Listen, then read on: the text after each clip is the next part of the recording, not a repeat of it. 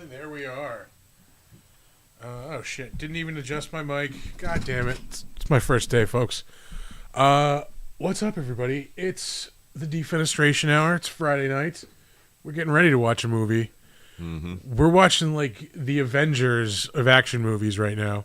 Yep. This is a movie that Sly is. I don't think he's ever said this in any interviews, but he clearly created it based on that one line in First Blood Part 2.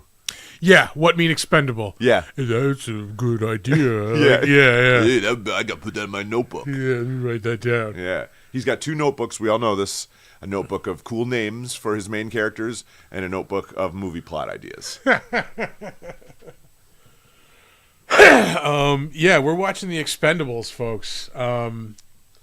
Let's hit play on the movie first. If you're going to watch along, we're going to hit play in 3, 2, 1, and we're playing. Look at that beautiful visage. What's up with his facial hair in this movie? It's very weird. It's just for men. Yeah, it's like, just for Sly. It's like drawn on. Yeah, it's like he wanted to play Tony Stark, and this was his audition. Yeah, You know, that's probably what it was. plus his hair is so it looks like it's like a hardened shellac. Yeah, You know, yeah. And this is like before he really starts falling apart too. Like in the last movie, I mean, like he's barely in this stupid thing. I have not seen that one yet. I'm Don't. hesitant to. Yeah, it's really bad. He's been doing a lot of bait and switch shit Yeah, in his last few movies. yeah. Where they put him big on the poster, and he's in 2 scenes. Yep. Yeah, You know? exactly. God, the motorcycles. The phallic just compensation in this movie is just insane. Yeah, there is I mean, like, people talk about, like, you know, the Lost Boys being homoerotic, like, you know, fucking Point Break. No, this is way more like... The Lost Boys was, like, even though it was a horror movie, they were, like, you know, that was like a friendship. You know, they just happened to be vampires. In this, it's all about penetrating other men. Yeah, you know? Like dominating other men. Yeah, feeling the weight of their submission beneath you. You know, penetrating them with bullets shaped like dicks and knives, giant dick-shaped knives, and I think it's Dana Gould who has that bit about, like, I think it's the Fast and Furious movies. Where he's just like, you know, these are men, like dicks. Who are driving around, you know, in cars that are basically just, you know, makeshift penises, firing guns that are also makeshift penises. It's always been my thought that the sports car is America's ever-changing portrait of the penis. You know? Every year they just change that sports car. Still looks like a penis, just in a little different way. Just slightly different. Yeah. One thing that Sly does in this movie, which he does in so many of his fucking movies, which I'm not really that big of a fan of, is all of his male characters that are, that are allies, whatever, like everyone on the Expendables, they all do this, like, this thing where they're constantly, like, ribbing each other.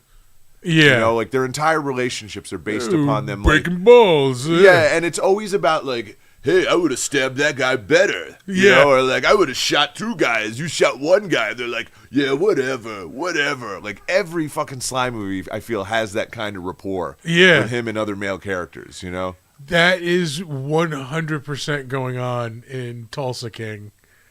Really? Yeah, and there's a name for it, too, and I just can't think of what it is. You know, there's an actual name in film.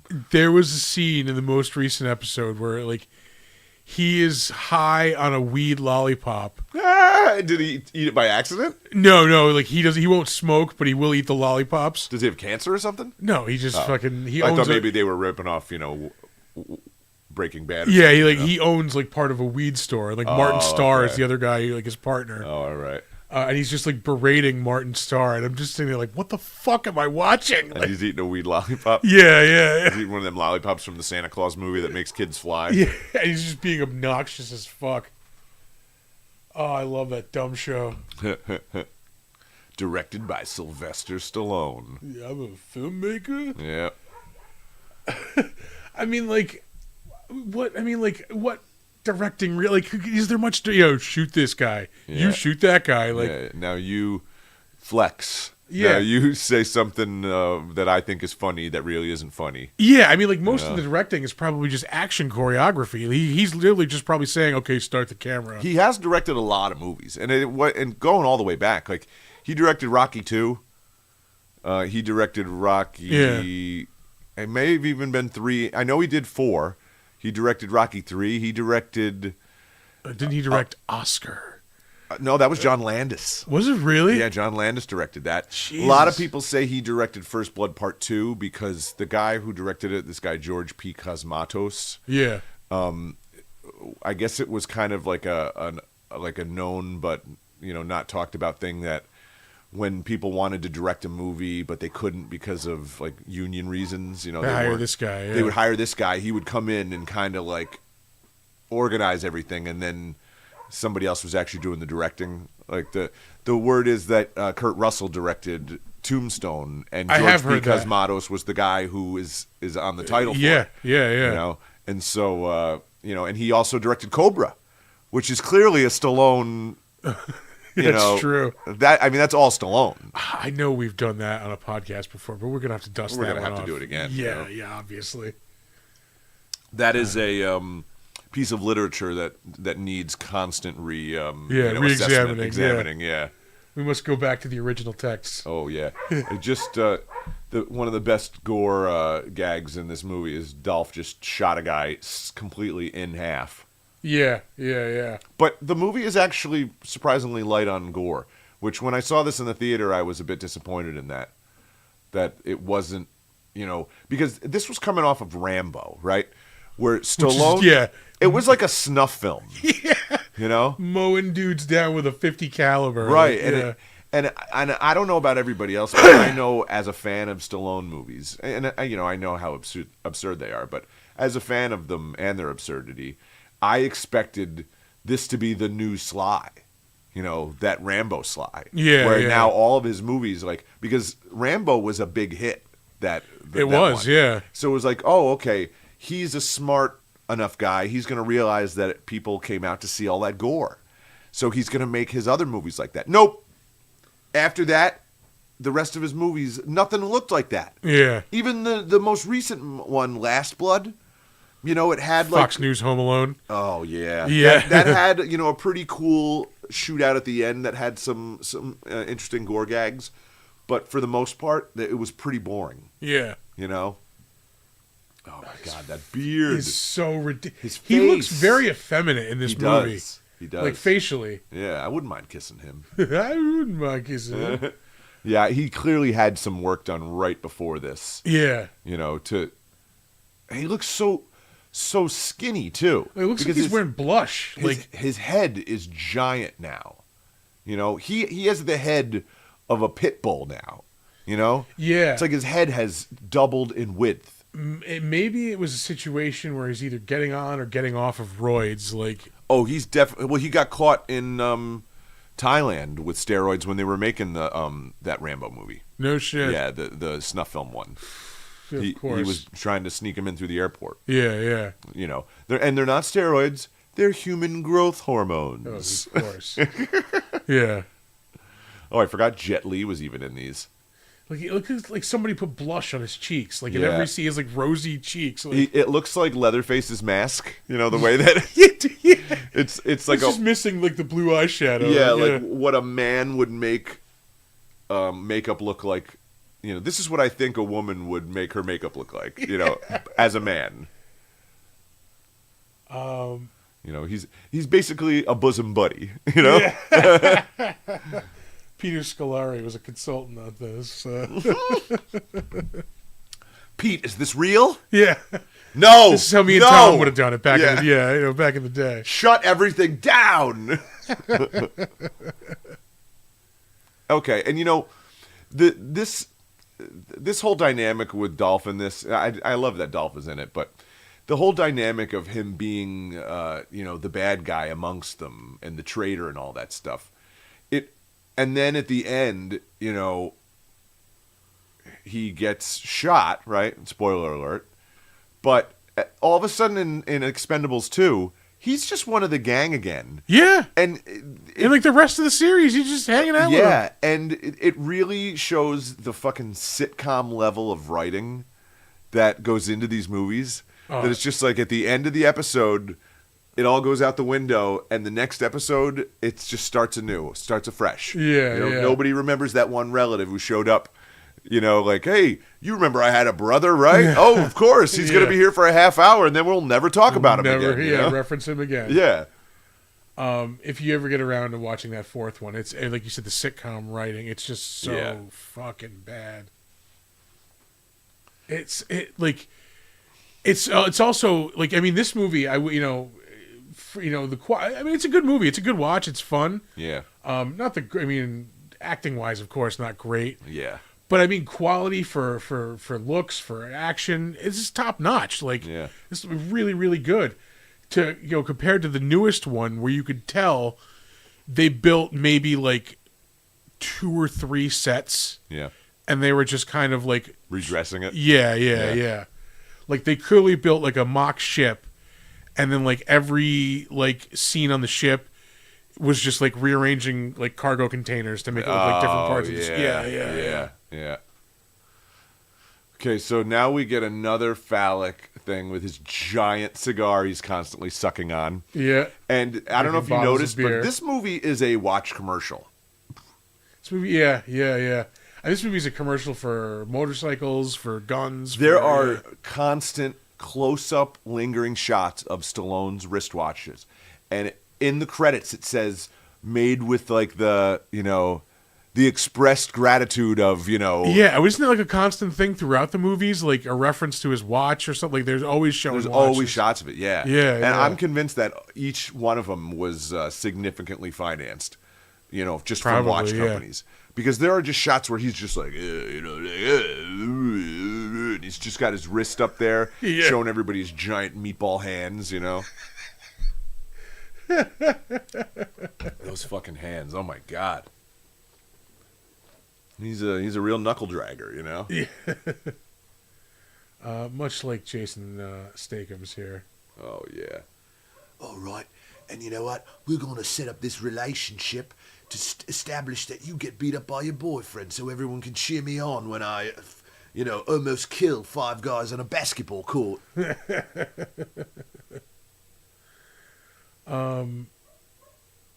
Yeah, he is also like at the heart of the like ball busting thing in this movie. Like, Yeah, it's him and Sly. It's like they have a relationship, you know. Yeah, and it's yeah.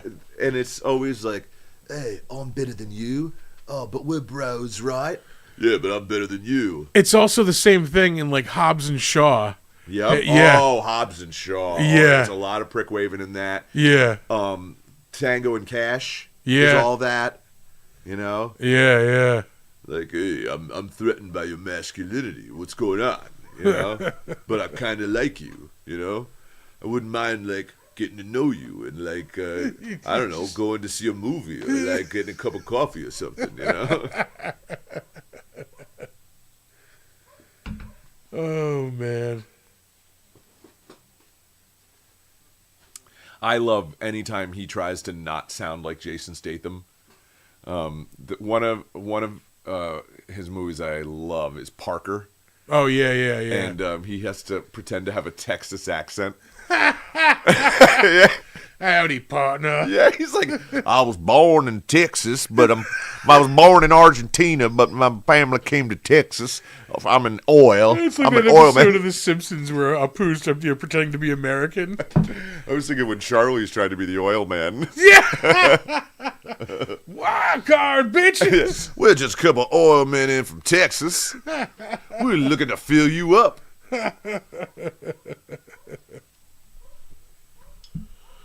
Oh, and so hold on.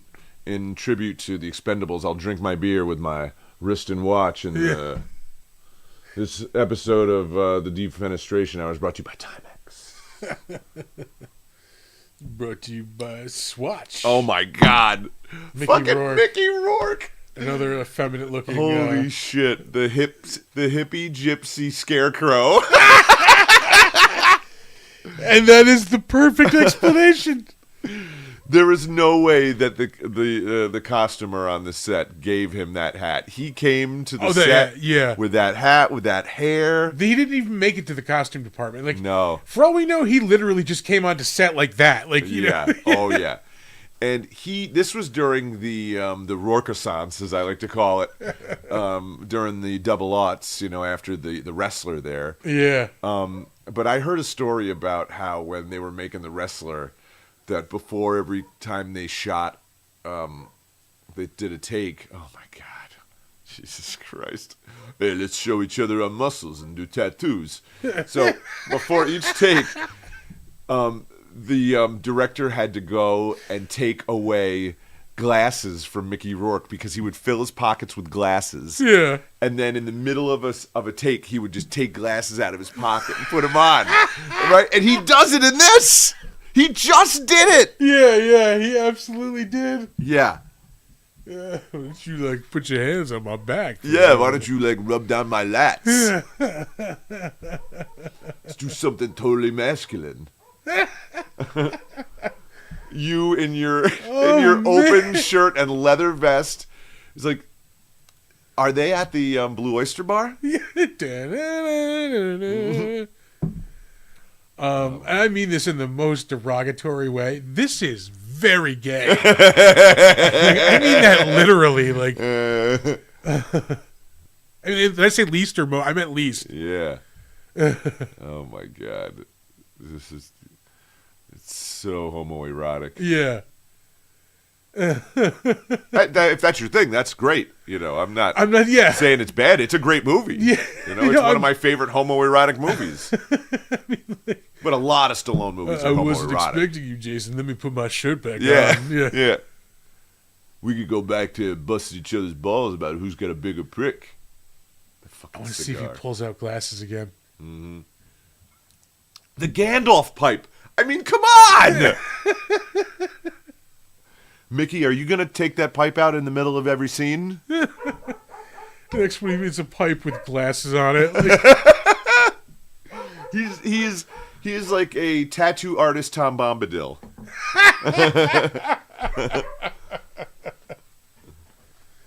Oh my God! Why don't you just suck a big dick? To quote George Carlin. Yeah. Oh my God, Mickey, local favorite. Your pride of Schenectady, Yeah, Mickey pride Rourke. of Schenectady. Birthplace of the glory hole, as the song once said. Oh, here we go. They're going to start throwing knives to show who throws knives better. And know? the movie even ends on a knife throw. Oh, yeah. That's their way of saying, hey, I wave my prick better than you. Yeah. I wave my prick so good, I can make it fly across the room and hit a bullseye. Ooh, pardon me. A lot of prick waving. Oh, my God, that fucking pipe. What is he smoking? Is it tobacco? Is it weed? Is it meth? I gotta beat Helm's Deep by 7 a.m. And can I point out, too, that he has a brassiere tattoo? Am I the only one who sees that? I'm not gonna go back. I was tempted to. Yeah, it was just like swirling dragons around each boobie.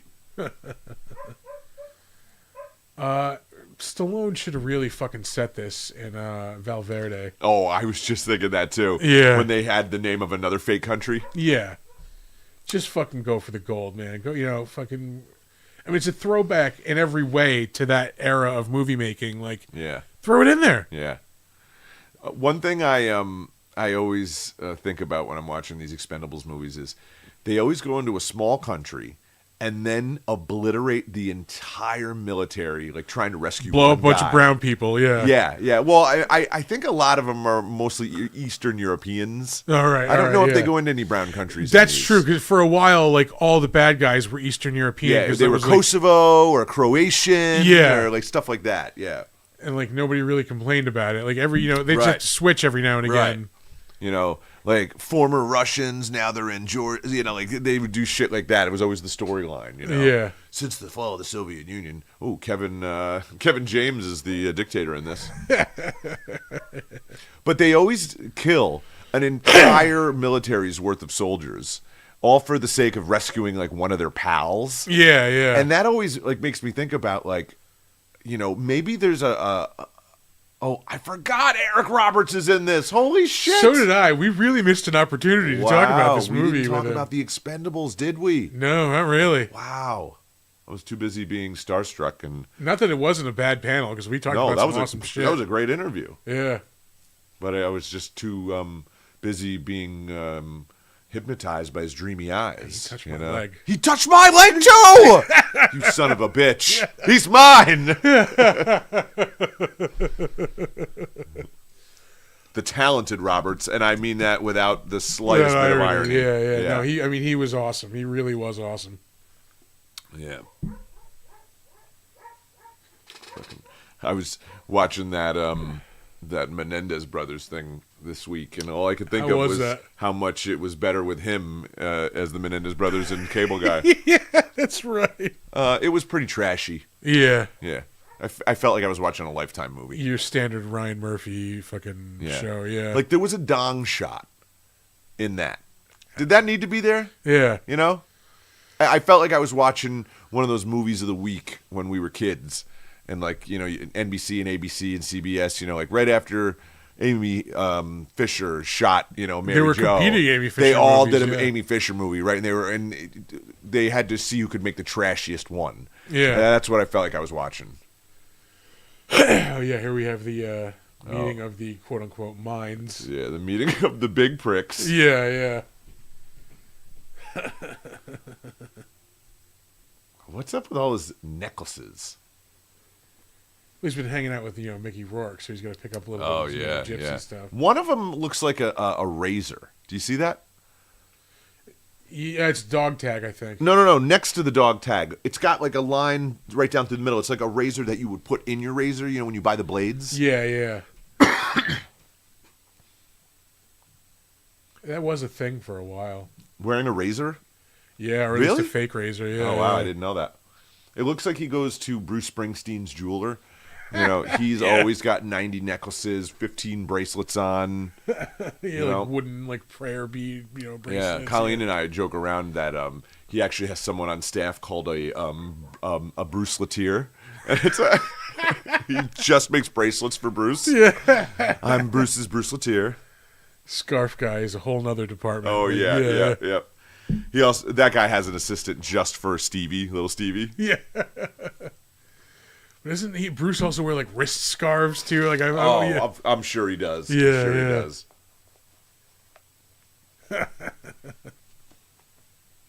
Remember in the 90s when all of a sudden Arnold had red hair? What was that all about?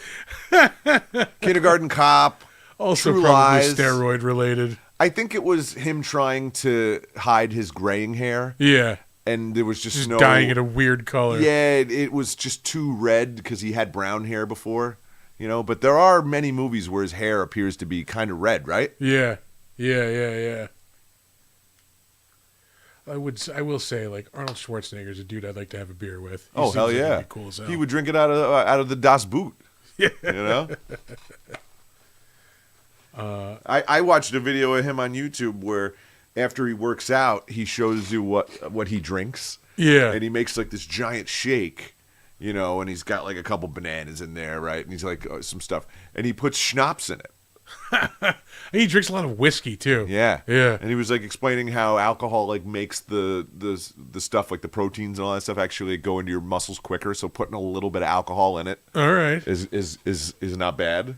I will say the top of the dude I would like to drink with list is Kurt Russell, like by far.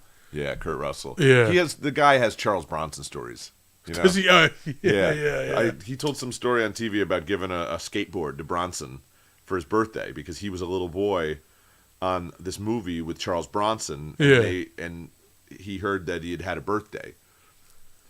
And so he got a skateboard for Charles Bronson. Just, he was so young he didn't think, an adult wouldn't use this, Sounds like an avant-garde poem. Like Yeah, right. Skateboard for Charles Bronson. Yeah.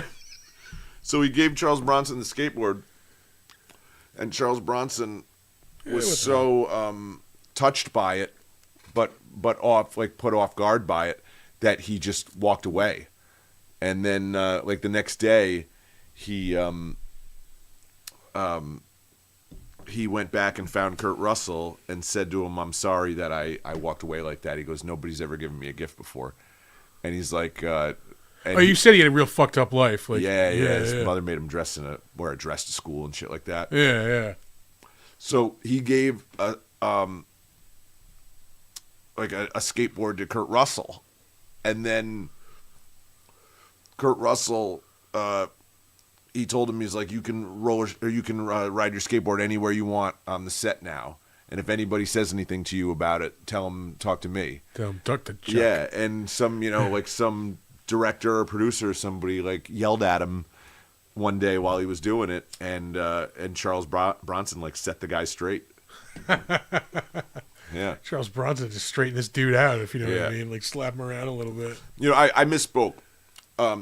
Bronson did give him a skateboard, but he gave Bronson like a model airplane or something. It was something different, But he was still like touched by it, Yeah. Touched by a Russell, on the Family Channel this fall. They really made a bad move in the third one when they got rid of Terry Crews. Yeah, that's the You other know? thing. Like, I mean, these movies are really diminishing returns. The second one I remember, like, not disliking. I remember liking it. Well, but it had that Van Damme, nostalgia. Yeah. Having Van Damme in the sequel as the bad guy, that's what brought people out. Yeah, and, like, it's diminishing returns on the rest of them because there's less and less of the action stars. Like, Yeah. They had Mel in the third one as the bad guy, which could have brought people out, but they made the movie PG-13. Yeah, this You is know? not a PG-13 movie. And then they also filled the crew with a bunch of, like young-faced fucks that we don't even know. You know, I it mean, was like UFC stars and shit. Yeah, you know? and the fourth one, like the only recognizable people are like Statham, and Dolph Lundgren's in it. The fourth one was supposed to be their way of saving it. You know, It fucking yeah. they needed to save it. You know, because the third one was so lackluster. Yeah, I mean, it looked like a TV movie. The way, I mean, like I said, Yeah. it looks very cheap. And then they were talking about doing the Expendables. Which with Megan Fox. wasn't she in the last one? Four, yeah. Yeah, like how is she deserving to be in that fucking movie? She's not an action star. Like, Right, she was she's in not an action star. Transformers. Like, they had yeah. Sigourney Weaver in there. If they had, the chick from Texas Chainsaw or whatever, Or, yeah, like Charlize Theron. Like, she's an action star. Yeah. She's too big for that. Yeah, of course. Fucking, Atomic Blonde, the God. fight scenes in that. He has a clitoris in his neck. I haven't seen Atomic Blonde, Oh, really? That's a good movie. but I love Furiosa. Yeah. Oh, and they are touching each other. It's like watching Miami Connection, or just, these guys live together. They just hang out in their towels. They feed each other fruit. Just like Batman and Robin. Yep. Kids in the hall. Yep. It's like Batman and Robin. Like, okay, we're here. You're this new island nation, and we're gonna kill all your adult men. Good luck, economy. Oh, that tail insignia looks very Nazi-ish. Yeah. Well, this is it's fascism for liberals, as Paul Verhoeven says. It's like people who would never support this sort of thing in real life love movies where people just go in and just shoot everybody who they disagree with, So many people murdered in Stallone movies in the name of drugs being bad. Yeah. Boy, were they wrong.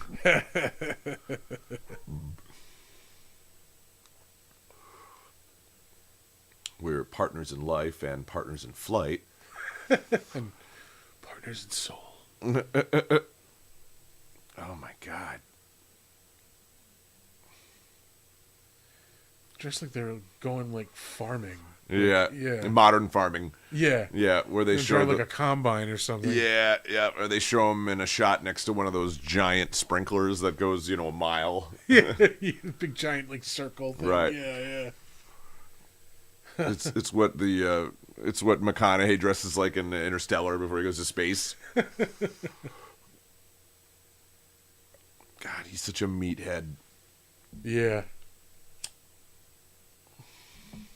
And like he's like barely intelligible now. Like he's getting Now. real bad. I mean, it's getting real bad. Yeah. Yeah. Liberty y Fuerza, that's the name of my new band. Mexican Sam Elliott.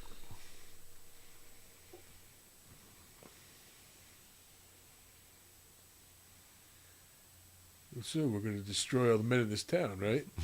Yep. We'll have a pick of the ladies in no time.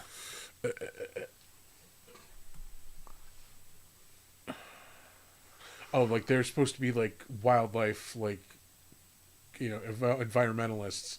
Like, that's why they're wearing buttons. I'm like, why are they wearing buttons? It's a bit of a ripoff of I don't know if it's a coincidence or on purpose, but there's a great old movie about mercenaries called The Dogs of War with Christopher Walken and Tom Berenger. All right. Great fucking movie, 1980, and he goes to this.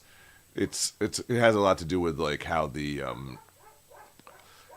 like the French and the Belgians and all that went into Africa and took out all the precious like ores and minerals shit like that, and minerals and stuff like that. Yeah. And then they would just send in mercenaries just to cause chaos in these countries and do like a coup. And then there would be all this fucking like mayhem in the country with everyone fighting. And then they would just swoop in and take all the minerals, Yeah.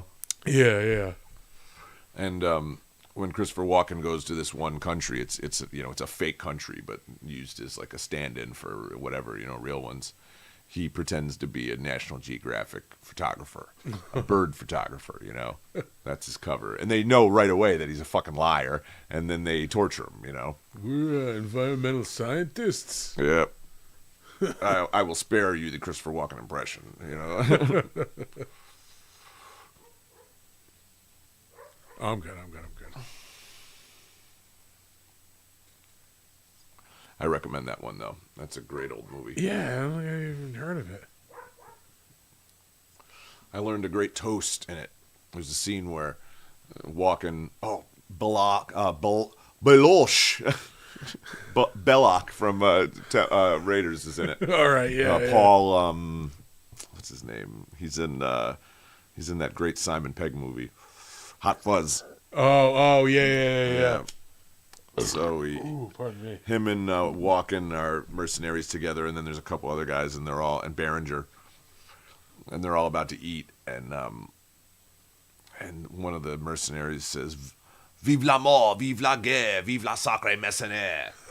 So I had to look it up, and it means something like, you know, like long live death, long live the mercenary, or long live war, long live death, long live the sacred mercenary. All right. So like every once in a while, if somebody buys me a shot, I'll just whip that out, and you get that look of like, what the fuck?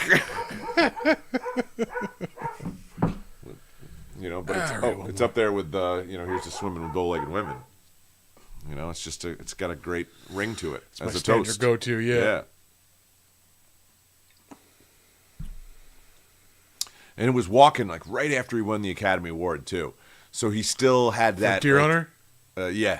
So he still had that intensity and like that hunger in his performances. You know, like at the end of the movie, the mercenaries, they storm this fucking compound, and he goes in there with this giant grenade launcher, and he is just like fucking just killing people left and right. And up to that point, he's shown as like a compassionate person. You know, I mean, even though he's a mercenary, he's shown as being like a nice guy. You know. Yeah. And then, like, right at the end, you know, he tells this, he's supposed to be deposing a dictator, and then there's going to be a new guy coming in to take over. And he says to the guy, he's like, be there at 6 o'clock in the morning, don't be late, or I'm giving the country back to them. And then he's sitting there waiting at the end of the movie after he's killed, like, the entire army, him and his soldiers.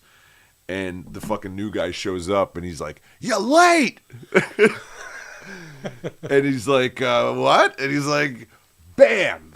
Fucking kills the guy. Jesus Christ, yeah. And when he does it, he's just got like those crazy Walken eyes that are only in, you know, his best performances, you know.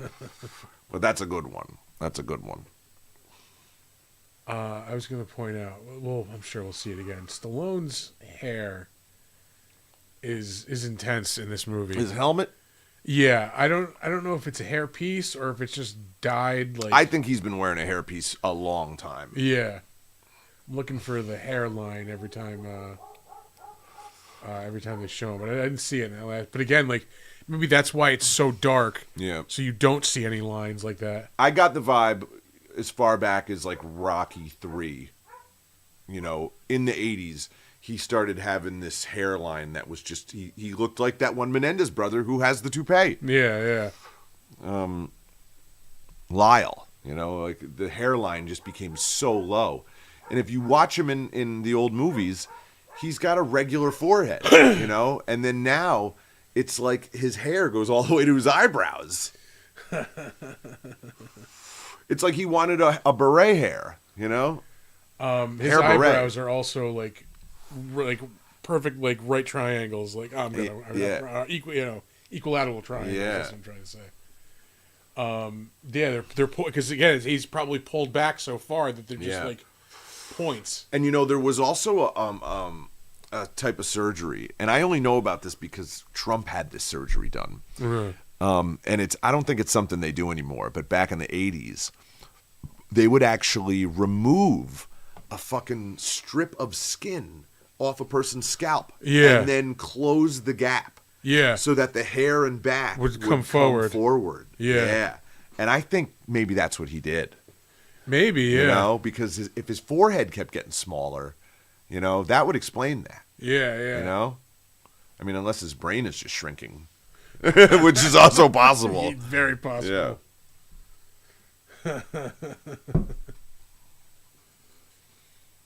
Oh man. The last 20 years, there's always been like a younger, either Latin American or Asian American woman who has acted as like a surrogate for a love interest in Stallone movies. Yeah. But there's never any like completion. It's usually just like a lingering attraction, and like, you know, it's like, oh, if things weren't a big war, we would be together, you know? Yeah. I feel like it's like that in this one. One of the sequels, there's a young Asian girl who he has that relationship with. Yeah. Oh, I mean, know? even Rambo in First Blood Part 2. Like, Yeah. I mean, in that one, they were still not really age appropriate, but he was younger than he is in here. Yeah. You know, I mean, she was probably 10 to 15 years younger than him in First Blood Part 2. You know, in this, she's like granddaughter age, you know? He's also 100% going for that Robert Downey Jr. Iron Man. Yeah, I just can't stop thinking about Tony Stark. Yeah, yeah. No, like the hair, the goatee, it's all like... Oh, the makeup, it's so bizarre. The pouty blue steel lips. What the fuck? Oh, and here's another prick waving scene too, where he shows everyone how he's tougher than an entire army, even while shooting his gun like an old fashioned cowboy. Yeah. You know, isn't this the cowboy scene? He does it early in the first scene too. Yeah, where he does like the wide arp, like yeah. Like he's gonna take out all these guys with a single action revolver. You know, a gun that needs to be cocked every time. Yeah. Yeah. Oh my god. Fucking That's Doc stupid Holliday knives. over here. Yeah.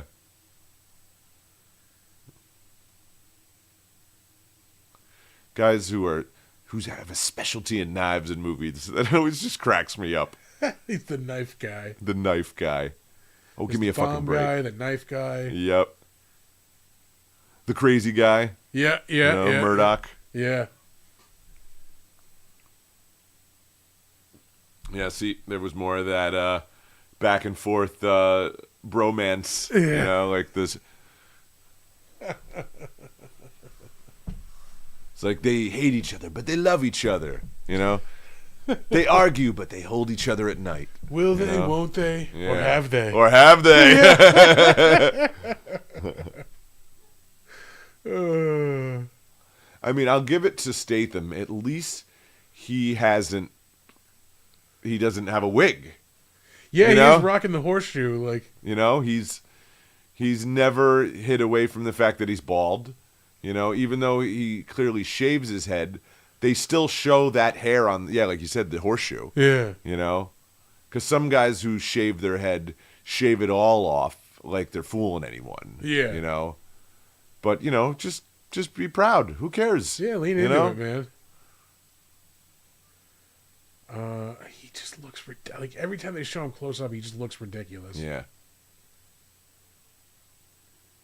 I mean, he's probably like in his 80s now. It looks like he's made up, like a pedophile made him up.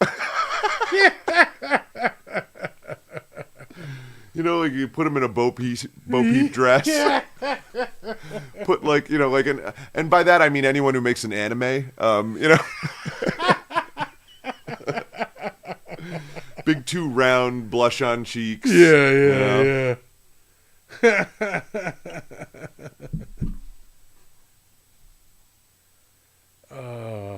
Is that a Pan Am symbol on the tail? No, that was the one. It's got an eagle on it, so it looks very Nazi. Okay. I know you said it looked very Nazi, but when I saw it really quick there, I thought maybe it was the old Pan Am one. Yeah, no, it's an eagle holding like a bunch of squiggles.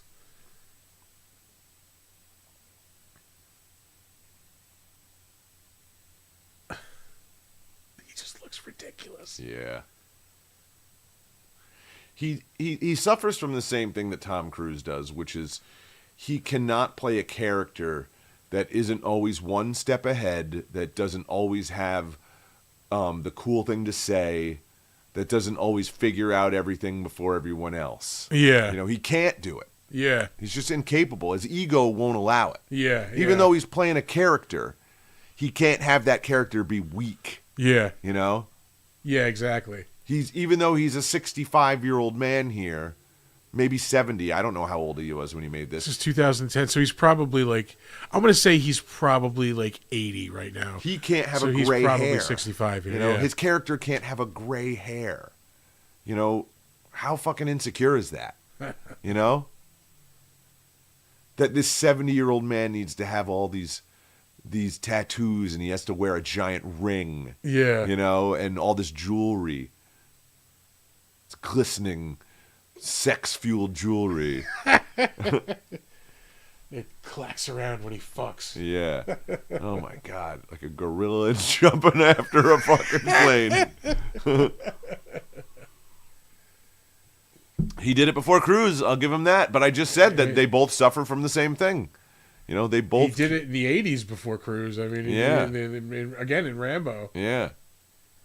You know, it's like every plot point in a Cruise or a Stallone movie goes like this.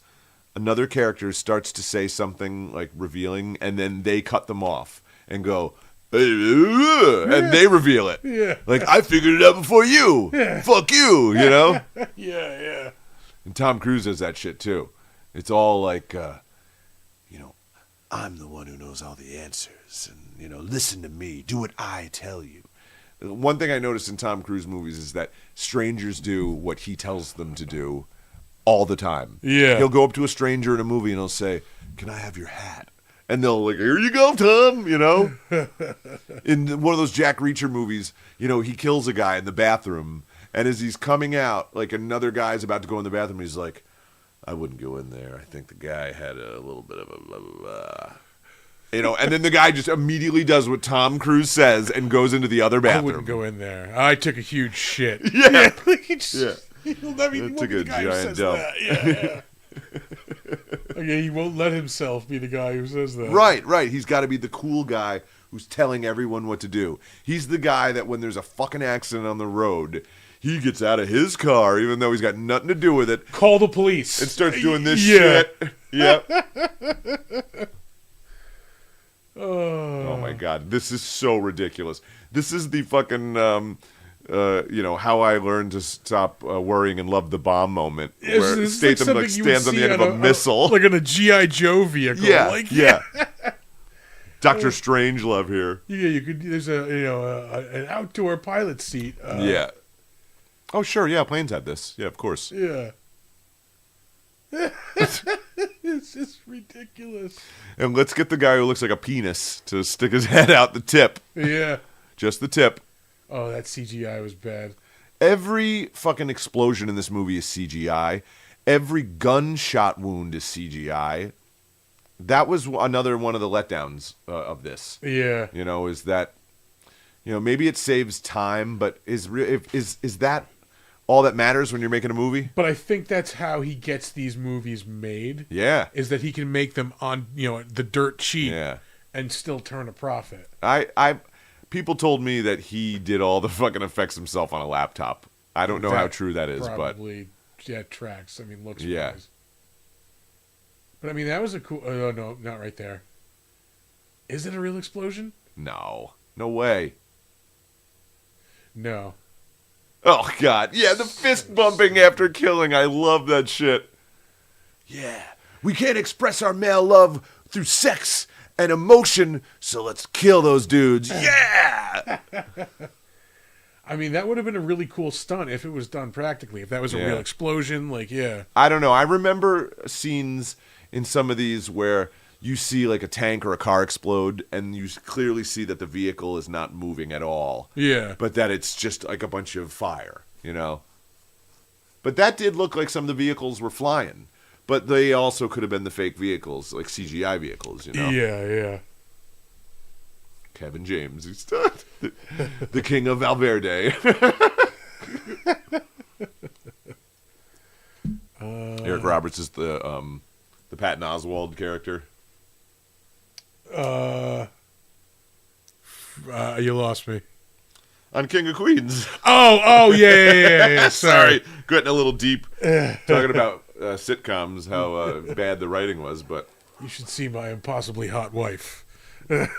Stacey Carosi. Yeah.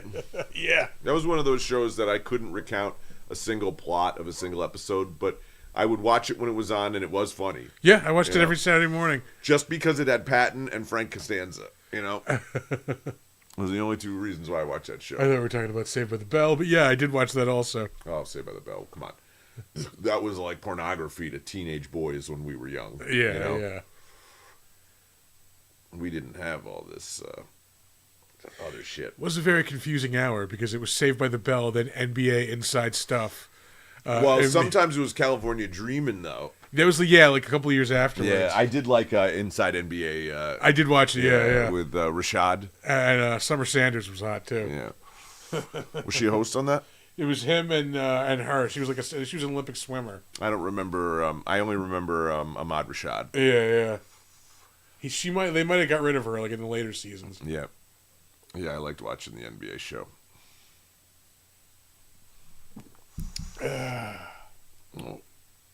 See, he just packed up. Like the one guy, he was pointing the gun out, not the wrestler, but the other guy is this B-movie karate guy named Jeff Wincott, who has been in a ton of... oh, no, not Jeff Wincott. What's this fucking guy? It might be Jeff Wincott. I don't know.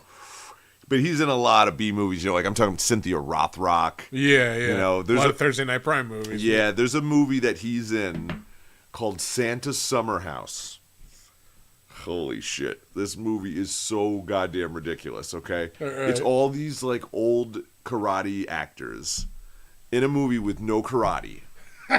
Perfect. Right? And it's supposed to be a kid's movie, but it's just so weird that I would never let a kid watch it. Yeah. Cynthia Rothrock is Santa's wife.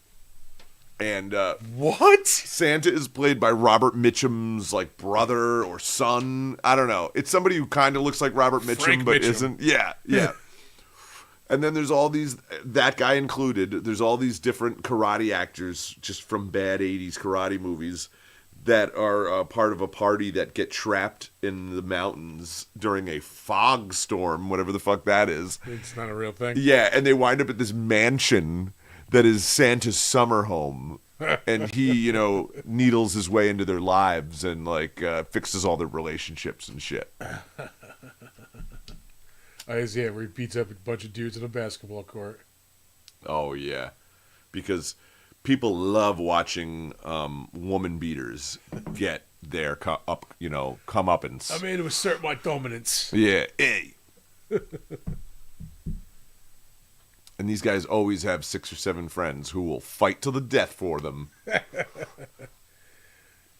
Are there really people who yeah, man, my buddy Roy is cool. He beats up girls. I love it. Is that a real thing? I mean, I guess that's why there's a lot of co-defendants with Diddy, right? Hey, it's true, yeah. A lot of celebrities currently sweating nervously. Yeah. I'm good.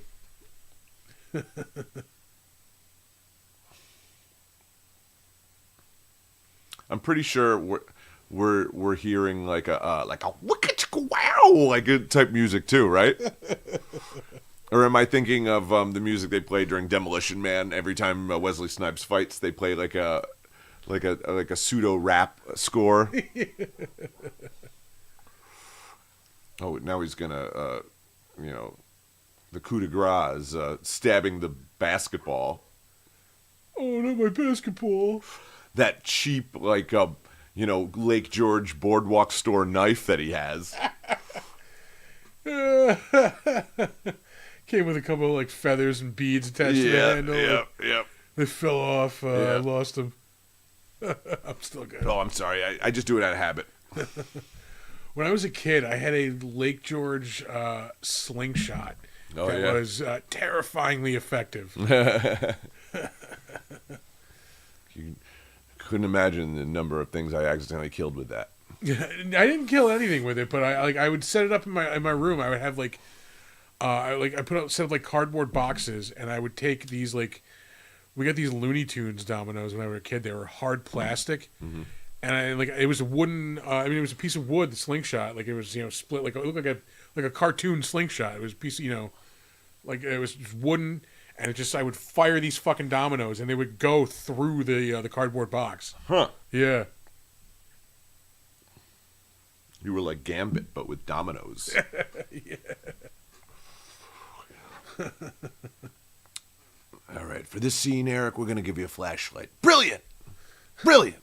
How's your flashlight acting, Eric? The man can do anything with a flashlight. I'm starting to get one of those gray stripes in my hair there.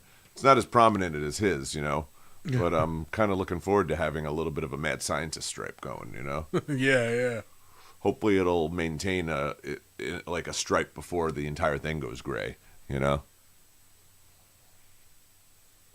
don't want to be a guy with long gray hair. That's just, I just can't do that, Like Darryl. Yeah. Kids in the hall. Oh, Or glasses, pipes. He's painting a guitar. A tiny guitar, too. Not just any guitar. A tiny guitar. Not even a ukulele, no. Nope. A tiny guitar. A tiny guitar. And of course he has vintage pornography around his mirror like he's a showgirl. Did you always want to be a dancer in Vegas? Oh, man. God, that fucking hair. His hair looks like it has Chef Boyardee spaghetti in it. And Chef Boyardee spaghetti has a very specific, consistency that does not mush. exist in any other spaghetti. It is neither solid, it's neither liquid. Yeah. No, it's like a one of those licorice ropes, but spaghetti. Again with the Gandalf pipe and the glasses. And the glasses. Mickey, do you have any glasses in your pocket? Give them to me. No. Give them to me. Oh my God. You got any blush? He's got the Bronson mustache there. Yeah. Where you shave the top of the mustache but leave the bottom. Yeah. Chris Cornell did that too. I actually did that last week, or when we watched Death Wish 3. In honor of Death Wish, I shaved the top of my mustache. I don't know if anyone noticed. Oh.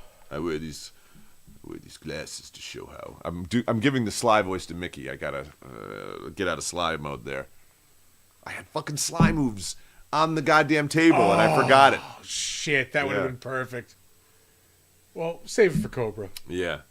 Also, collectively, these men are 130 years old, probably, and, they're dressed like 40-year-old women. Oh, my God. It's the only way I can describe it. Recently divorced women. Yeah. Who are young and free and feeling fresh. Going to the bar. Yeah, exactly. Yeah. I'm so glad that Jim is out of my life, He was such a toxic presence in your life, you didn't Janice. Need that girl. Yeah. You didn't need it. Yeah. He didn't support you. Yep. And then 2 days later, they're engaged and they're sharing it on Facebook. And you all know who I'm talking about because each of you have a different person that you're thinking of, and they're all the right person. Oh yeah, oh her, yeah. Yeah. Good for her. Good for her. Looks like Mickey Rourke's wearing a retainer. A gold retainer. Yeah. Yeah. Well, gold retainers are cheaper than the regular retainers. I don't know if you know that. That's what they say about the gold teeth. I always hear that about gold teeth. Because gold fillings are actually cheaper than the composite ones. Yeah, whatever the other ones are. So it's just oh, well, I guess I better start eating a lot of candy if I want a gold tooth, I want to look like a rapper. Yeah. I want to look like an old blues man. Or I want to look like Mickey Rourke. Wouldn't need the retainer if he didn't smoke that pipe so much, Mickey. God. He's crying. Hey, he's acting. Okay? I was crying.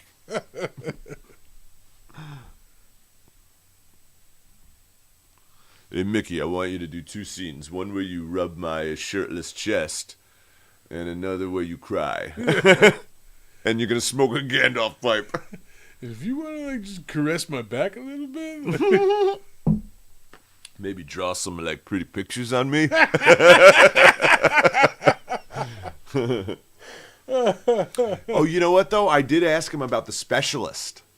yes. So yeah. he did talk about Stallone. Yeah. Because he said that the whole scene, they didn't even have a scene together. And he wound up writing a scene for the two of them. Yeah, just so so they they would could have be, a scene together. Yeah. Yeah, And yeah. you know what? In that one, the whole scene is about how Eric Roberts accuses Stallone of wanting to fuck him. It's not that great of a movie. But, No, it's not. you know, I like his performance. I like Eric's performance. Not Stallone so much. I don't think that's his. When he plays like hitmen, it always seems a little. I don't know. Yeah. You know, he seems to be better as like a soldier or a cop. He You doesn't know. seem like a thinker. Yeah. Yeah. Right. Yeah. Right. Not a lot of strategy being, Yeah. planned out. Yeah. You know, anytime there's a movie where he has to find his next job, you know, at a from an envelope in a phone booth or something, I'm like, oh, come on. We all know he can't read. Right. Yeah, a book?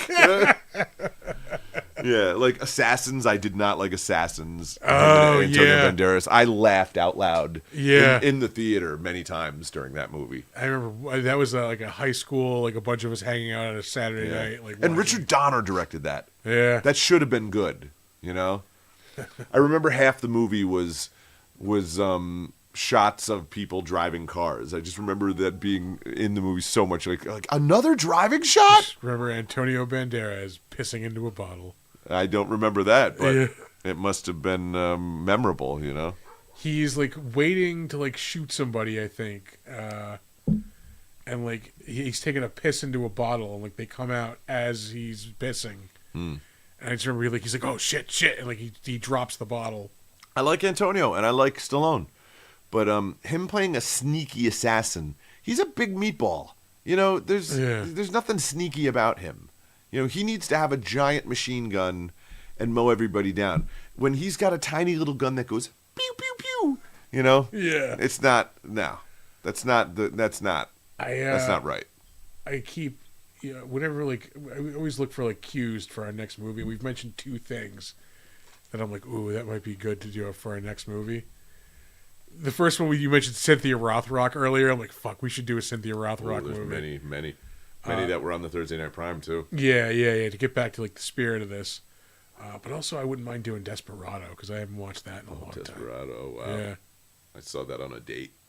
yeah. That was another Saturday night hanging out movie. Yeah. Yeah, I think it was like 15 or 16. yeah. Me and this chick went to see it. I think we saw that and Usual Suspects in the same week. Damn. Or same month, maybe. I don't know. I remember seeing them very close to each other, you know? Yeah.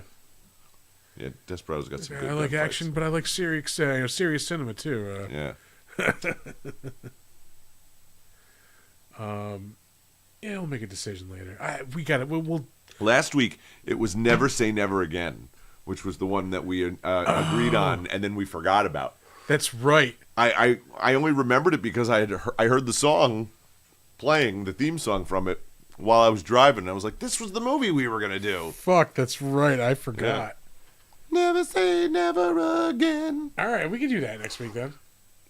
There's, it's got Connery and his return to Bond in 1983 after, Kim like Basinger. a 10-year.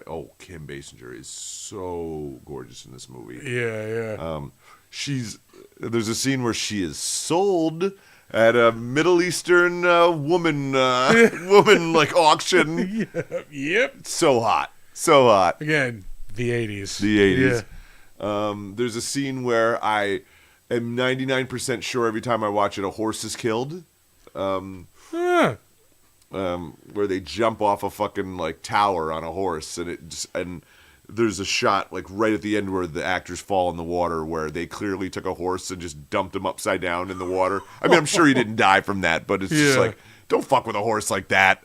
Don't throw a horse into a pool. yeah, you know? yeah.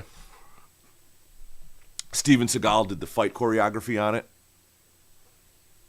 All right. I'll Never Say Never Again. Did he really? Yep, he broke Sean Connery's wrist during the filming of it. They had to stop filming a couple, like months. He is a real piece of shit. Yeah. Seagal, that is. Seagal, yeah. I mean, Sean Connery wasn't great either. I mean, like, Yeah, he said some pretty it's problematic okay to things. slap a woman around. Yeah.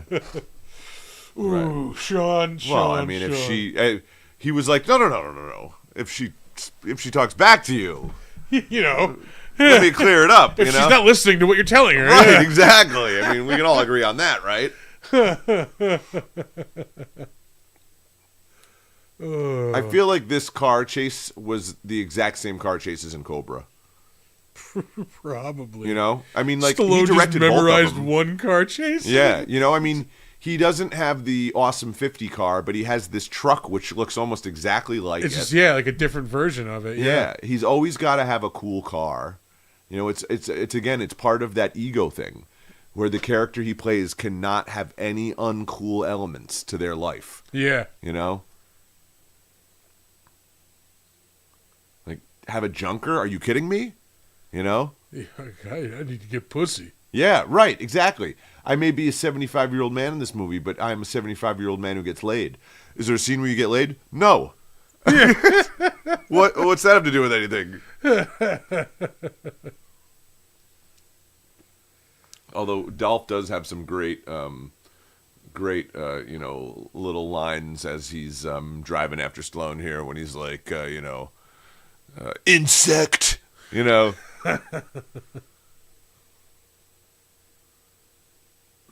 And like, at the end of this, Stallone's like, you know what? I'd rehire that guy. Yeah. Let's see your application.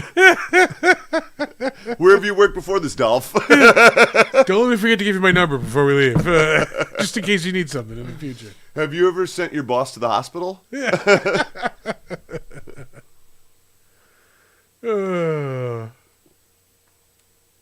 He's seriously trying to kill them. It's not a simple disagreement over work strategies. Yeah, no. He's trying to murder them. He's trying to murder his former coworkers. All because they kicked him out of the group because he was a meth head? I don't know. They don't actually state what drug he's on, right? Yeah, I think later on they just say he was like a drunk, basically. Like, Right. Yeah. He does have a great TED Talks, Dolph. Does he really? I think I talked about that when we did Showdown in Little Tokyo. Yeah, Isn't he like one of those dudes with like multiple like doctorates and stuff? Like, yeah, he's got chemical engineering degrees, and he was a Rhodes Scholar, and yeah. The whole thing. I won't go into it too much because it is kind of a downer, but like a lot of it is the fact that like his dad was an alcoholic, and like how he spent like years just being angry about that, and like how it affected his life, and how like he, until like he forgave his dad, even though his dad may not have necessarily taken responsibility for it. Like it wasn't until he forgave him that he could fucking like heal. It was one of those like it wasn't like woo woo shit, but it was one of those TED Talks where it was like, oh wow, like he actually has a lot of insight and wisdom. Yeah.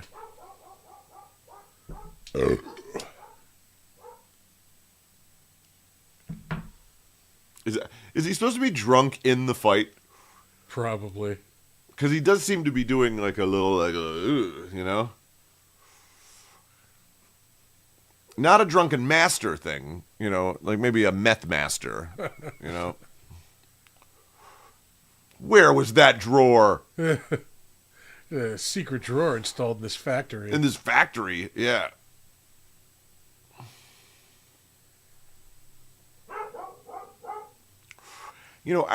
I really don't care how awesome Jet Li is at kicks. He weighs like maybe a fourth of Dolph Lundgren. Yeah. I don't think this would last more than 2 seconds. Yeah. It's like when a kid tries to pick you up and you pretend to... Whoa! Whoa! You're strong! Oh, you got me!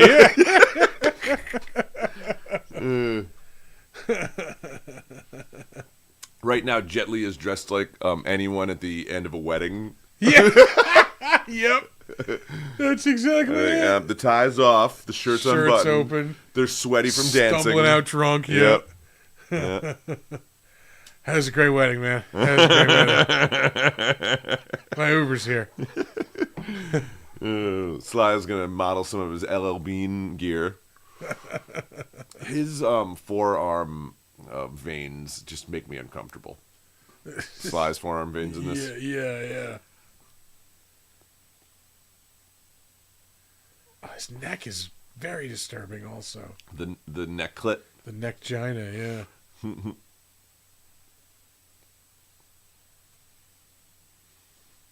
Yeah, again, he just looks like he's wearing a lot of makeup. Yeah. I still say Leatherface. Yeah. He's wearing a mask of Stallone, you know? I think he's heavily Botoxed, too, because look how he looks a little puffy. I think he went back in time. Stallone got Harvey Weinstein to make a time machine, right? Because I'm sure they were friends, right? Allegedly. Yeah. I'm sure they were. You know, he just seems like he would hang out with a guy like that. Or who's that other psychopath? Joel Silver, you know? Yeah. It's like they made a time machine. He went back in time, found his young self, killed his young self, cut his young self's face off, brought it back to the future, applied it to his face. You don't know how many paradoxes you could open with this, Sly. I don't care.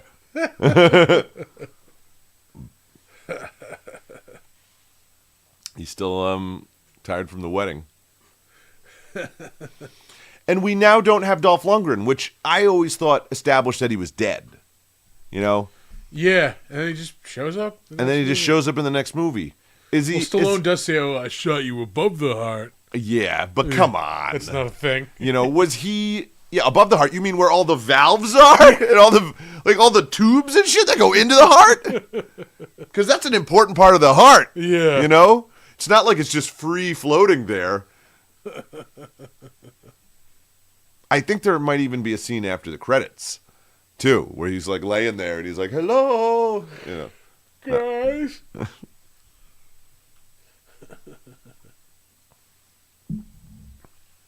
Yeah, replacing President Camacho with Wesley, I don't think that was that great of an idea.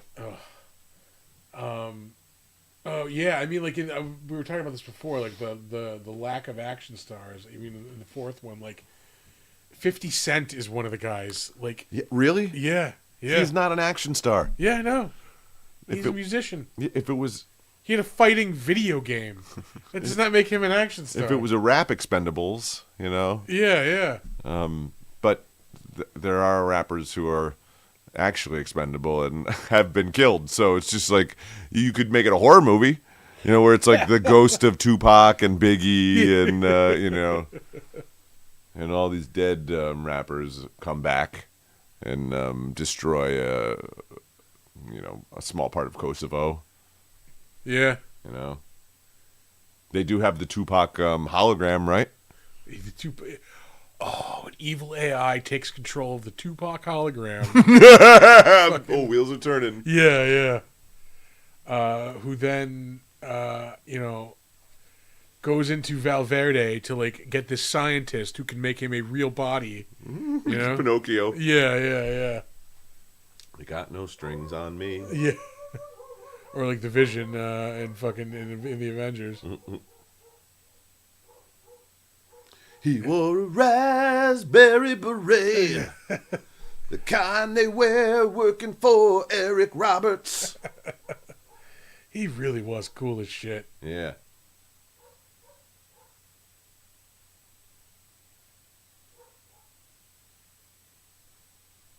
Oh man.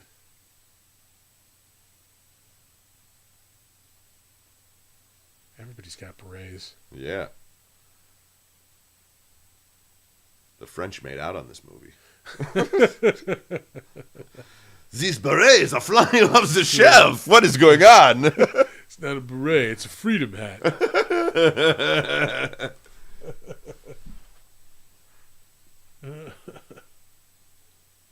How did he never make a movie about the Guardian Angels? Oh Yeah. God. I mean, that's just tailored literally for him. I mean, if it's berets. Berets, street violence. Yeah. Yeah.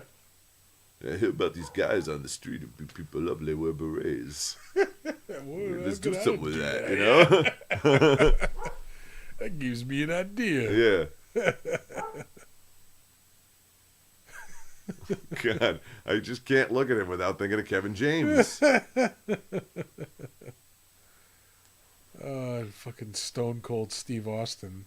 You know, I don't really give a shit about wrestling, and I don't, go out of my way to see movies with him in it, but I love when he fucking, puts, kooky conservatives in their place. Have you seen that? Yeah. Yeah. Like the guy you would expect, just by looking at him, like, oh, this guy's gonna, Yeah. Total Total, Fox News crowd. Yeah, right.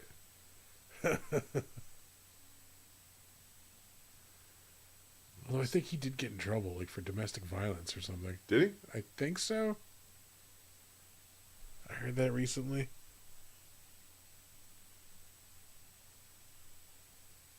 But I mean, on a comparative scale, the WWF, you can compare yourself to Vince McMahon, who's one of the worst human beings ever. Right. Yeah. Yeah. Just awful all around. Let's look up Stone Cold Steve Austin. Domestic abuse. Let's get to the bottom of this. Yeah, maybe we're not. Yeah, I don't want to baselessly, accuse this dude.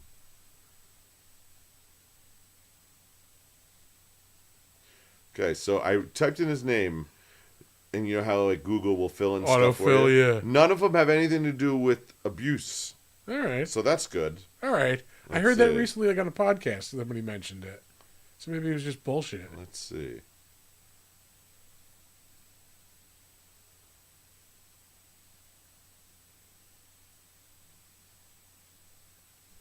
Hold on. Yeah. Wish we had the current affair, sound effect. Yeah. Yeah.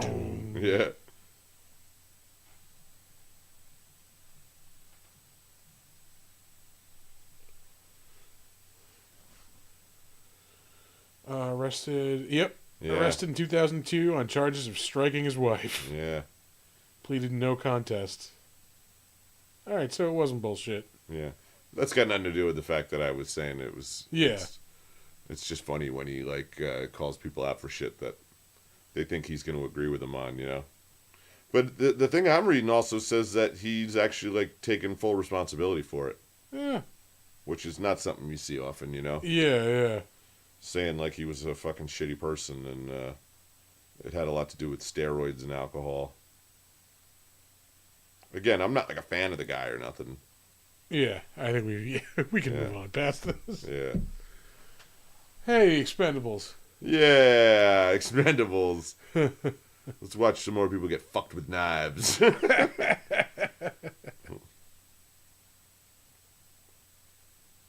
All right.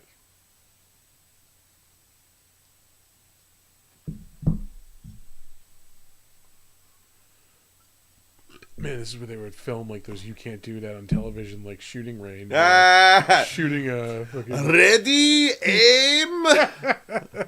I love El those. Presidente. El Presidente. The kids would always trick him. Yeah. How is there not a fucking "You Can't Do That on Television" now? Yeah. How is there not a movie of that or a new show? A revival, yeah. That was such a great fucking show. It really truly is one of the things that founded, one of my founding pillars of comedy. Yeah. Blue skies, barfy burgers, girls. Girls. Yeah. I say that shit all the time. You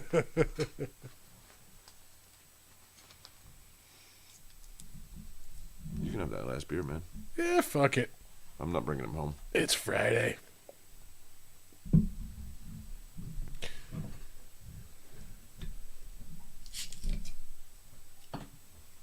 What's that song by The Darkness about Friday?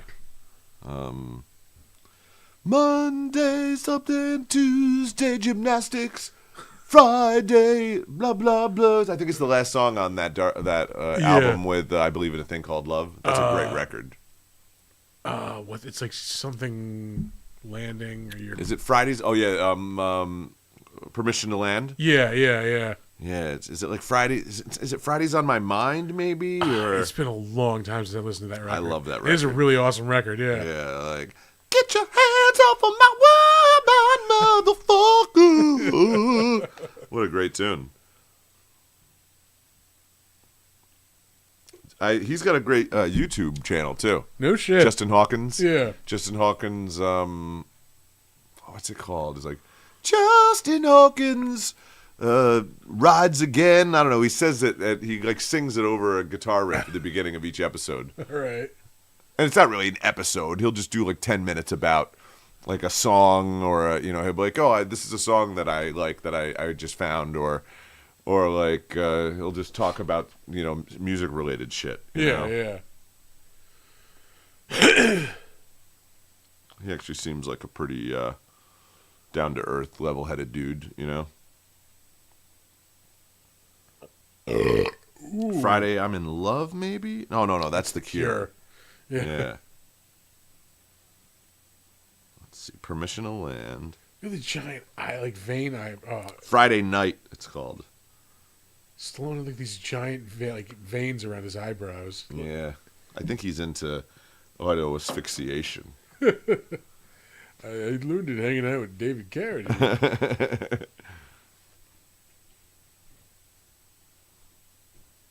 Are they in the catacombs right now? Yeah. Is that cocaine behind them? That's a lot of cocaine. There's a lot of cocaine. Or as Arnold says in one of my, not one of my favorite movies of his, but it's definitely a movie I enjoy. Red Heat. He Yes. says, cocaine.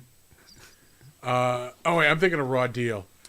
Red Heat's, he's a Russian. Yeah. No, I remember like Raw during the Deal's not pandemic. good. Yeah, during the Yeah. pandemic, I was like, we were talking about this before. Like I was watching movies that I just hadn't seen. Like I was, Yeah. I'm like, oh, Raw Deal. Like, why have I never seen this? Yeah. Like, and I remember like turning it on and being like, this is pretty good so far. Why does nobody ever?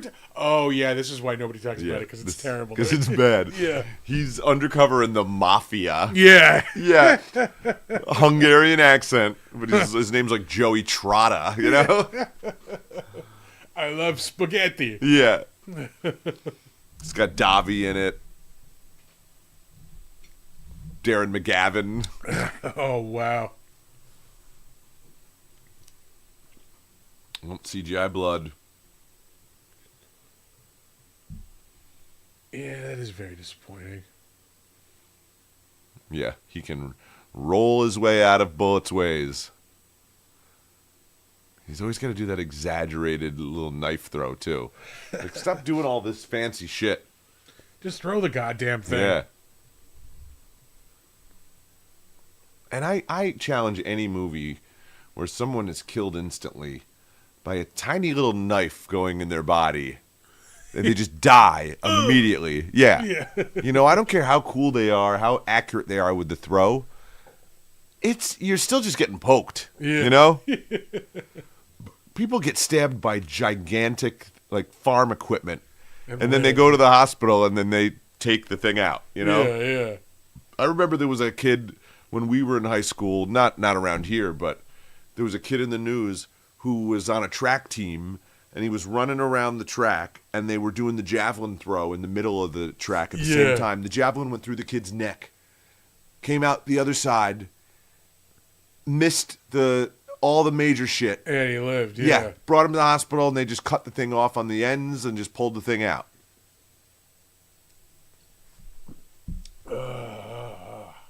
But in the movies, somebody gets stabbed in the stomach. That's one of my favorite ones, is a stomach stab, when they go like, ooh. It's like, I got a little bit of a gut, It's like, you got to find your way through that before you even get to anything vital, Was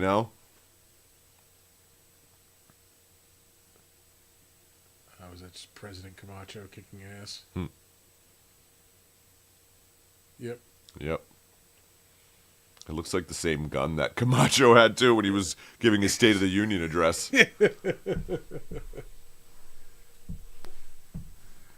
Is that an automatic shotgun?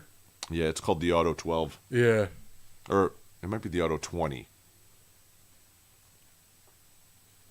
I only know about it because it was in a Punisher Armory comic. It was in Goldeneye also. Remember? Oh, Automatic Shotgun? yeah. Where they would just change the letters around, Yeah. you know?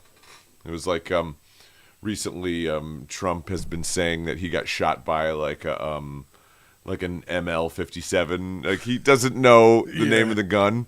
And I just think that's so funny because his supporters are the kind of people that always get mad if you misgender their guns. Yeah. Yep. And I'm saying it that way on purpose. Just to piss him off. Yeah, I'm sorry if I misgendered your gun. Yeah, you get your gun's pronoun right. Yeah, right, because they say, like, it's not an AK-67, it's an AK-47, and it's not AR-15, it doesn't stand for assault rifle, stands for armor like arms. And it's just like, oh, shut the fuck up, okay? It's just the name of a goddamn toy. Your substitute penis. Yeah, exactly. It's the name of your deadly toy, your deadly dick, your deadly dick toy.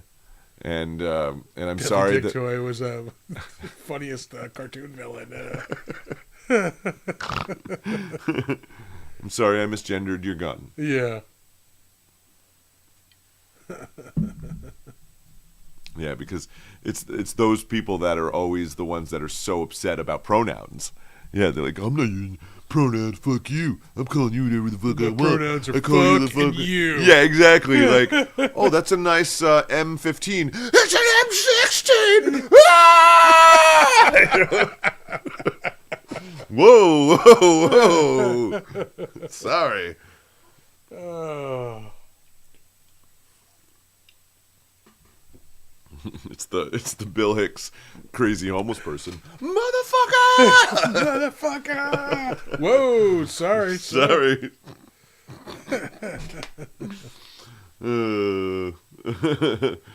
Oh, somebody had a great... Oh, it was Brian Regan. Uh-huh. I was listening to a podcast with him the other day. And he was telling this Bill Hicks story about, like, he pissed off a bunch of rednecks, like, doing a show. Uh-huh. And like they literally came out to him afterwards and said, hey, buddy, we didn't come here to think. And he said to him, well, go tell me where you do go to think, and I'll go do my act there. Holy shit. What a fucking genius. Hey, buddy. Buddy. I don't like what you said. We're Christians. I don't like what you said. I said, well, then forgive me. Yeah. I use that so much. Yeah. Anybody is just like says they're offended by something when they're a Christian. Well, then forgive me. And it always surprises them so much. Yep. You would think that it wouldn't, It always does. The whole book is about forgiveness, right? Yeah. I love when Patton says, I'm glad you like a book. Trust me, I'm glad you like a book. Yeah. I want the Green Lantern to be here right now. I was listening. I usually like fall asleep listening to a comedy album. Mm-hmm. And I was listening to the one with the Dr. Pepper story on it last night. Yeah. That's a good one. I like, do you see they got, they're doing Jon Stewart, Green Lantern? Yes, yeah. I like Green Lantern. I've always been a fan of Green Lantern. Yeah, I read it for a while in the 90s. They're doing like all of them are going to be in it. Yeah. Not just Jon Stewart. Fucking Nathan Fillion's playing Guy Gardner, which is he? Perfect. Oh, wow. They've been talking about doing that for years. Yeah. Having him as Green Lantern. Yeah. Yeah, he's perfect for that role. Yeah. Yeah, because shotgun shells do that. Yeah. I remember the one time I went deer hunting with my dad. Blew up a deer by accident. Yep, just everywhere. He said, smile, you son of a bitch, before he shot the deer, so I should have expected it. Wow, every single tower. That's all you need is a shotgun. Just blowing them up. Yeah. Yep.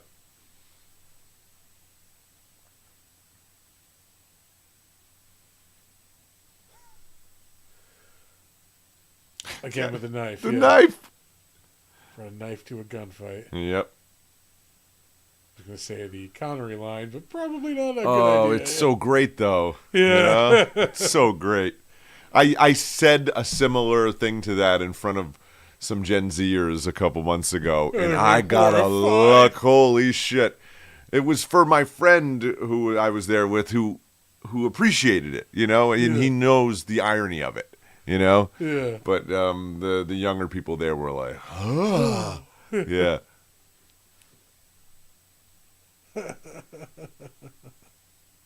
He's so shiny at the end here. Not Jet Li, but Sly. Stallone, yeah. Yeah.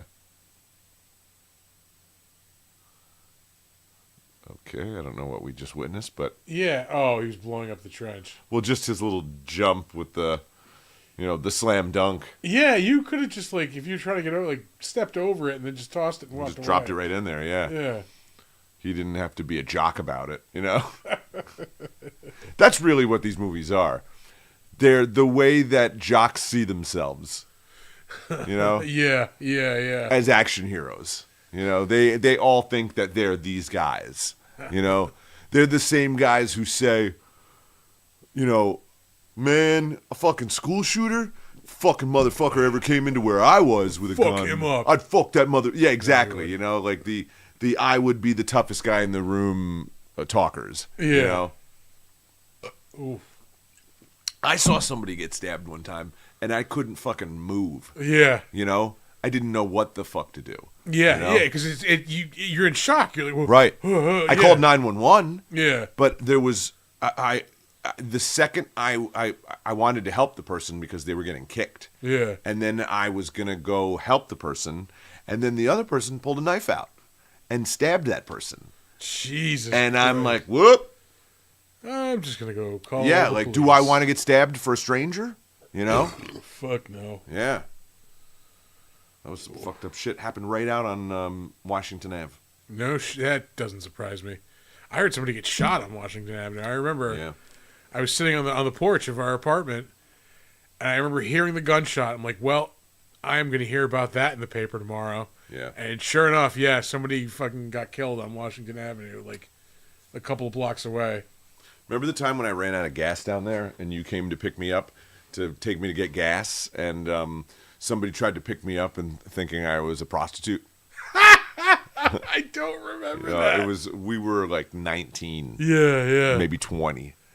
It was my first car. I ran out of gas right down where Washington and Central split. Yeah.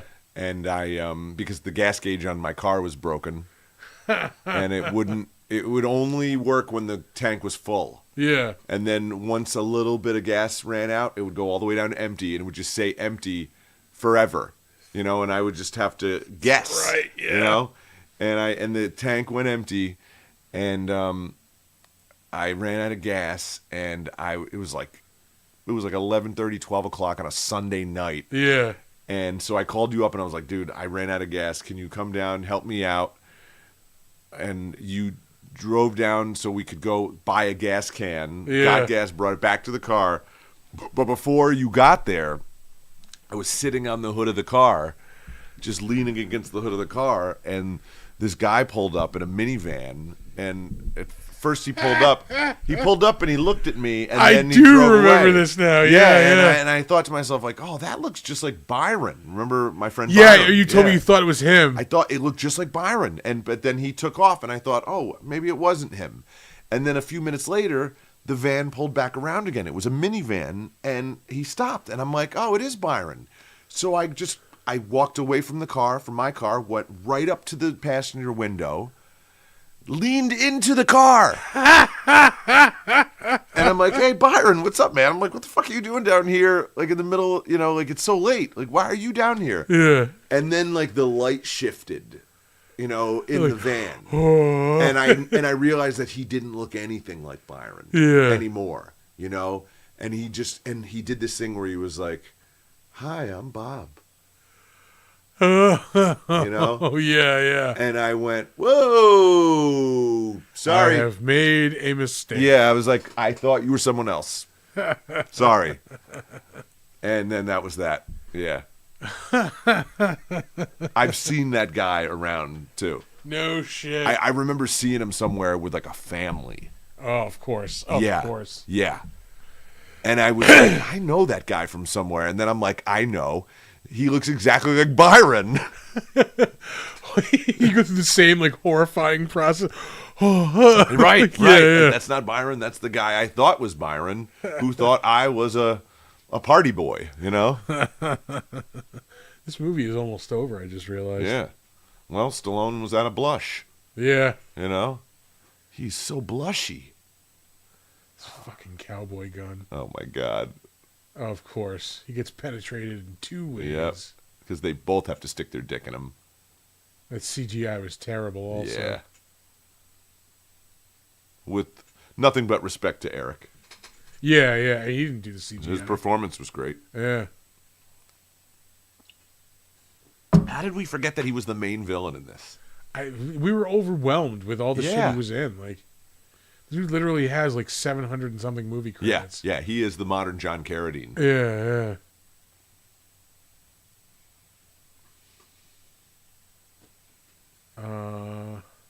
Yeah, this is like wrapping up. Again, with the Nazi symbol. I really do want to stay and fuck you, but Yeah, I yeah. gotta go. But my penis hasn't worked in about 15 years. Steroids. And I don't want you to see me take my hair off. I'll be honest about it.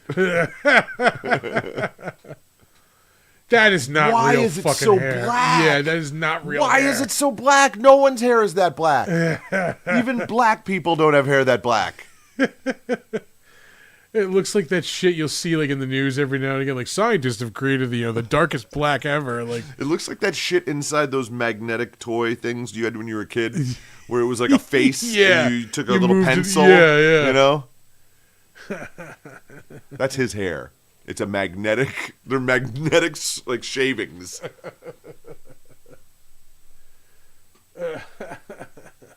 He is so little. Can we just say it? He's so little. yeah, he's like 5'4", like Yeah. tops. Yeah. I've said this on the show before, but Jake showed me a picture of them together, and Jake is taller than him. Yeah. You know, it wasn't like a look at this type thing either. He wasn't saying look at how short he is. They're like, here's a picture of us on set. You know, and it was all the mercenaries, and Stallone was about an inch or two shorter than Jake. And Jake's not that tall of a guy. He's not a short guy, but he's not that tall of a guy either. Yeah. And there are, my theory is whenever there's a Stallone movie, and it goes to Tom Cruise again, whenever oh my God, the fucking scarecrow hat. Whenever they're making a Stallone movie or a Tom Cruise movie, the casting directors are given the explicit instructions to not cast anyone who is taller than them. Yeah. You know, because they have to look big. Yeah. You know, so even the extras have to be short. You know, the villain will be tall because they have to seem, you know. Oh yeah, here's Dolph Lundgren. Yeah. At the end, yeah. Speaking of tall dudes, Like, did he go to rehab? What's going on? I'm not evil anymore, guys. Yeah, Milt. Who the fuck is Milt? Dispy Milt. The fuck. That goddamn scarecrow hat. What is happening? Look Yeah. at the strings going down the back. He's gonna get sucked into a propeller. He's dressed like a 22-year-old goth girl on spring break. Oh wow, he's gonna suck so many dicks in Yeah. Cancun this year. Oh my God, with his fucking homoerotic knife throwing. Jesus Christ. This is the only way that these men can bond.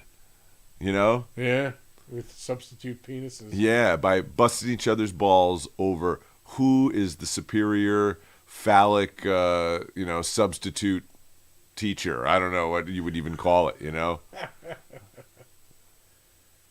And that's it. Yeah.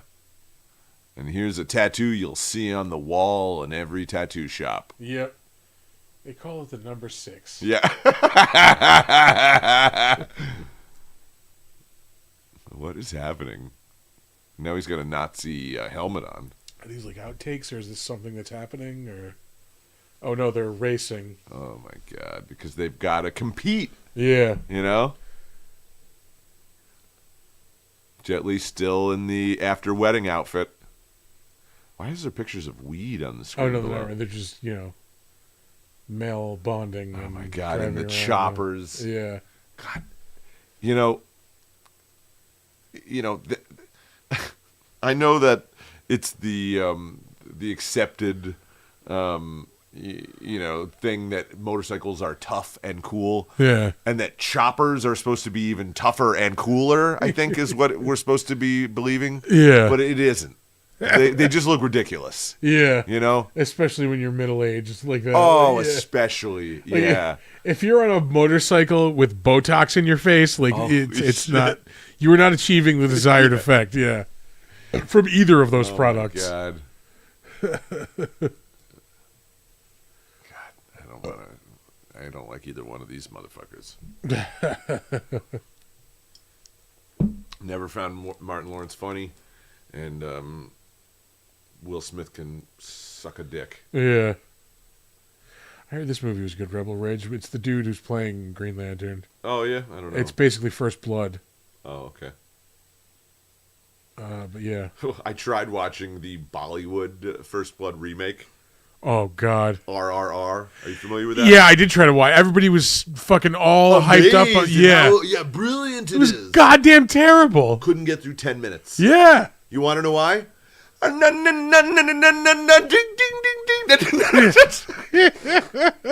I'm sorry. Okay? Don't put goddamn musical numbers in Rambo. Yeah. Nope. That was a case of mass hysteria. And if you're going to, don't make them sound like na na na na na na. Yeah, a bunch of artsy fucks convincing themselves that this was a good movie. Holy shit. Hey, you know that music you hear when you're in a cab?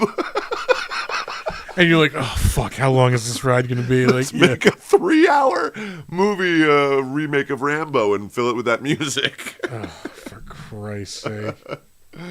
Holy shit. Yeah, no, that is the Expendables. Oh my God, it was so bad. It was so fucking bad. I did enjoy it, though. I mean, it was stupid. RRR? Oh, no, I think you meant the Expendables. Oh, no. I'm not Yeah. talking about the Expendables. I'm talking about RRR. Yeah, no, that was fucking terrible. Yeah. No, the Expendables. No, I like the is Expendables. I like the stupid Expendables. fun. I would rather watch the Expendables than the Fast and the Furious. Oh, yeah. Any day. Speaking of Jason Statham's. I've only seen the remake of this once. The original is fucking amazing. The one with Michael Caine, Michael right? Caine, yeah. Yeah. It's actually funny. And it, like an old movie that's funny. Sorry, we so just put on rare. the Italian Job. It's on TV. Yeah. Oh, I forgot we're still doing a podcast. Yeah, this is all being recorded. Yeah. An old movie that's funny, to me, is like a fucking... It's like finding a diamond. It's, like when something that is out of context, culturally... Yeah, it can is make you still laugh. making me laugh. I really appreciate that, Yeah. And the Italian Job ends on a joke, which is also like a fucking...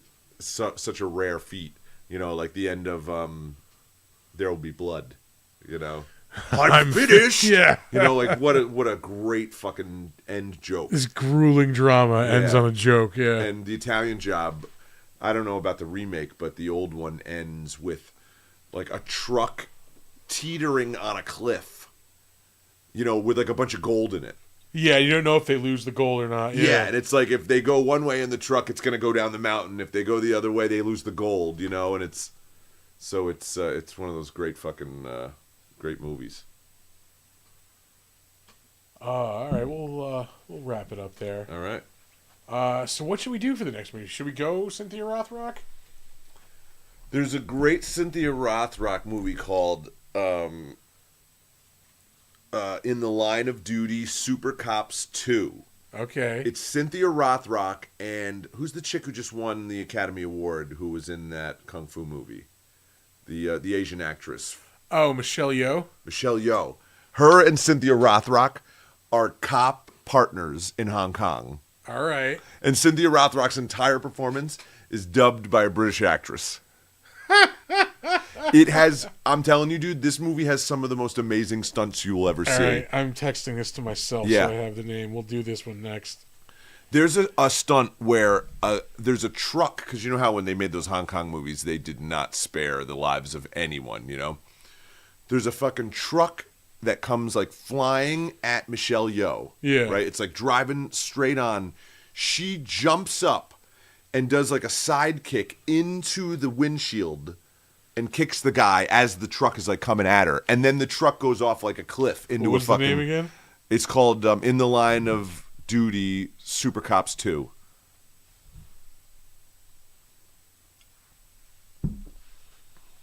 All right, yeah, we're doing this next. I actually episode. own that one, so I'm I'm familiar with it. All right, you heard it here, folks. Tune in next time for that. Before we go, plugs and shit.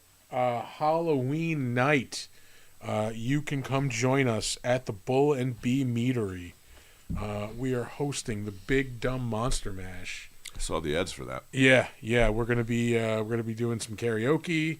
We're gonna be doing a costume contest. A slutty costume contest. Yes, yeah. When we say costume contest, I don't mean like dudes showing up. Yeah. No. Yeah. you guys know what we want. You know what we're talking about. Yeah. And we're gonna do some horror trivia too. We'll have some prizes to give away. The late great Sutherland. Yeah. So come check that out. It's gonna be at the Bull and Bee Meadery. It's on Hamilton Street in Albany. That's again Halloween night from 7:30 to 9:30. And then we're at Saratoga Comic-Con next month. November 23rd, 4th? Maybe? 27th or 4th. Yeah. Squarn. I think it's November 23rd and 4th. It's the weekend before Thanksgiving. We are going to be there. Not sure what we're doing panel-wise yet, but I assume I will find out soon. Wood paneling, I would say. Yeah, it's usually the way to go. Yeah. But we'll be talking with somebody, or at least one or two people probably. Yeah, that's all we got. All right. Unless you want to plug anything. My pecs and my arms. The gun show. My guns, yes. Since we're doing a Stallone show. Other than that, nothing. All right, folks. That is it. Thank you for watching. We are out of here.